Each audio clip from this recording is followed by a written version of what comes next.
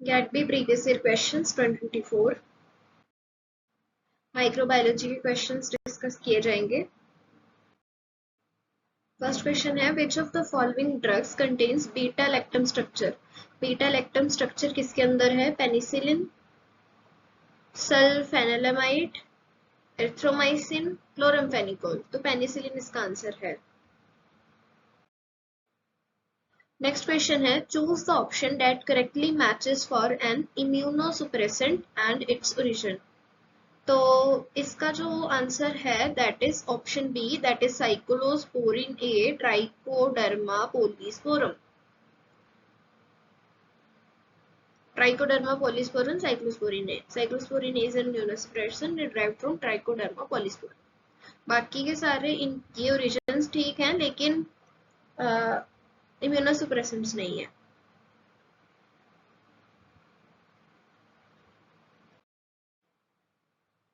The indigenous vaccine Covaxin against SARS coronavirus 2 contains। Covaxin में क्या था? mRNA expressing viral spike protein नहीं, inactivated whole virion था। इसमें पूरा का पूरा वायरस लेके उसको इनएक्टिवेट कर दिया था एंड देन कोवैक्सीन बनाई गई थी। Viral in viral protein verified form में नहीं था, DNA coding for viral spike protein में नहीं था। Hepatitis B virus genome is. Hepatitis B virus का जो जीनोम है वो क्या है? Partially double stranded DNA. This is a exception, इसीलिए इसमें से क्वेश्चन आ रखा है कि हेपेटाइटिस बी वायरस का जो जीनोम है that is partially double stranded DNA. अब herpes simplex virus maintain latency in. तो ये क्वेश्चन एग्जैक्टली रिपीट हुआ है। तो हर्पिस सिम्प्लेक्स वायरस जो है वो लेटेंसी न्यूरोनल सेल्स में मेंटेन करता है। फिर बेलिजियोटा एक bacteria depends on organic carbon, inorganic chemicals, inorganic electron donor for its nutrition. On the basis of its nutritional type it is classified as. देखो ये क्वेश्चन भी कंसेप्ट सेम है, पिछले 2026 में भी ये क्वेश्चन आ रखा है और 2025 में भी ये क्वेश्चन आ रखा है। तो बेसिकली मैं ये बोलना चाह रही हूँ कि इस कंसेप्ट पे क्वेश्चन रिपीट होता है तो इसको ध्यान से देखना। Nutritional type is classified as. हाँ, तो पहली चीज तो ये फोटो हो नहीं सकता, ऑटो ड्रॉप नहीं हो सकता।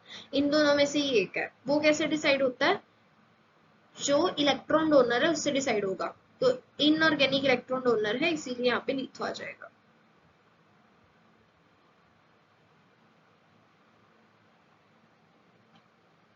हेटेरोड्रॉप मीन्स ऑर्गेनिक कार्बन यूज करेगा। कीमो मतलब केमिकल से ही एनर्जी, उसकी केमिकल ही उसकी एनर्जी सोर्स होंगे। Which of the following virus is a plus strand single stranded RNA virus? तो इसका आंसर डेंगू वायरस है। Dengue virus plus single plus strand plus sense single strand RNA होता है इसमें। Rota virus में double stranded RNA होता है। Adeno virus में डबल स्ट्रैंडेड डीएनए होता है एंड इन्फ्लुएंजा वायरस में negative sense single strand RNA होता है। ठीक है, plus and negative strand decide कैसे होता है? सो बेसिकली अगर कोई वायरस के अंदर कोई एमआरएनए है एंड उस एमआरएनए से पहले एक और आरएनए बनेगा एंड देन फिर उससे रेप्लिकेशन होगी और वो जो आरएनए रहेगा दैट इज मेन वायरस में जो पैक होगा। आई मीन टू से कि इससे डायरेक्ट ट्रांसलेशन अगर हो, जो फाइनल एमआरएनए है उसके ही जैसा सीक्वेंस जो एमआरएनए का बनेगा, मतलब वायरस का जो भी जीनोम है उसके ही हिसाब से एमआरएनए सेम सेंस का हो तो उसको हम पॉजिटिव सेंस स्ट्रैंड बोलेंगे, पॉजिटिव स्ट्रैंड सेंस आरएनए बोलेंगे। लेकिन अगर ऐसा है कि negative sense single strand RNA है फिर उसके बाद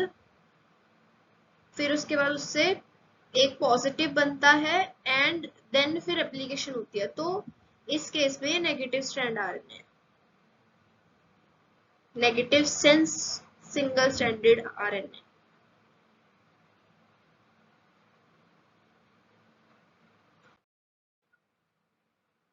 Tuberculosis is caused by Mycobacterium tuberculosis. The TB vaccine is made using. TB vaccine कैसे बनाई गई? माइकोबैक्टीरियम ट्यूबरकुलोसिस से, माइक्रोबैक्टीरियम बोविस से, ट्यूबरकुलिन माइकोबैक्टीरियल डीएनए। तो माइकोबैक्टीरियम बोविस से बनाई गई, याद करना पड़ेगा आपको। मैच कॉलम आ गया। HIV, influenza virus, hepatitis C virus, pox virus. RNA dependent RNA polymerase, double stranded DNA virus, segmented RNA genome, reverse transcriptase. देखो HIV में रिवर्स ट्रांसक्रिप्टेज एक्टिविटी होगी।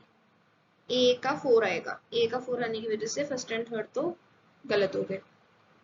अब हमें ये पता पोक्स वायरस डीएनए होता है, डीएनए वायरस होता है, तो डी का जो आएगा दैट विल बी 2। तो ये ऑप्शन 4 जो है वो करेक्ट हो जाता है। अब बी का 3 है, हमें दिख ही रहा है सेगमेंटेड आरएनए जीनोम होगा। हेपेटाइटिस सी वायरस में आरएनए डिपेंडेंट आरएनए पॉलीमरेज होना चाहिए। ठीक है, आगे बढ़ते हैं।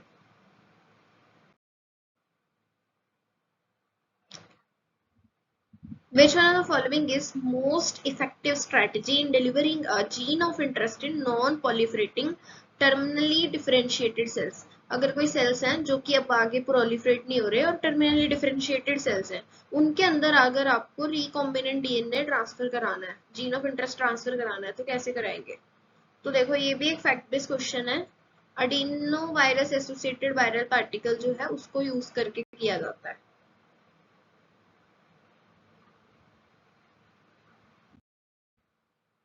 Pox virus replicates in the, pox virus कहाँ रेप्लिकेट करता है? तो ये साइटोप्लाज्म में ही इंटायरली रेप्लिकेट करता है। It's kind of an exception. GATE B 2026 के लिए मॉक टेस्ट रिलीज हो चुके हैं।